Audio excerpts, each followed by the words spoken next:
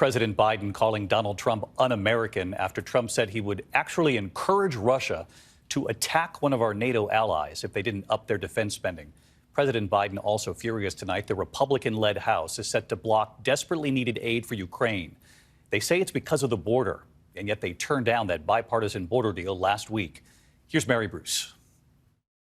Tonight, President Biden imploring House Republicans to pass additional funding for the war in Ukraine, saying the U.S. has to send Russia and the world a strong message. Supporting this bill is standing up to Putin. Opposing it is playing into Putin's hands.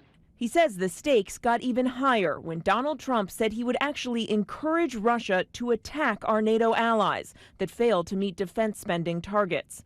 Just the suggestion that Trump would support Russia attacking one of our allies infuriating Biden. I would encourage them to do whatever the hell they want. Biden today firing back. No other president in our history has ever bowed down to a Russian dictator. Well, let me say this as clearly as I can. I never will. For God's sake, it's dumb, it's shameful, it's dangerous, it's un-American. The president saying House Republicans now face a stark choice. House Republicans, you got to decide. Are you going to stand up for freedom? Or are you going to side with terror and tyranny? You're going to stand with Ukraine? You're going to stand with Putin? Will we stand with America or with Trump? The $95 billion spending package, which also includes funding for Israel, has already passed the Senate with significant Republican support. But House Speaker Mike Johnson refuses to even bring it up for a vote. He says no more foreign aid without tougher border security measures. This, though, just last week, under pressure from Trump, Republicans rejected a bipartisan compromise, including the toughest border measures in decades. Speaker Johnson, you want to fund Ukraine. National security begins with border security. We have said that all along.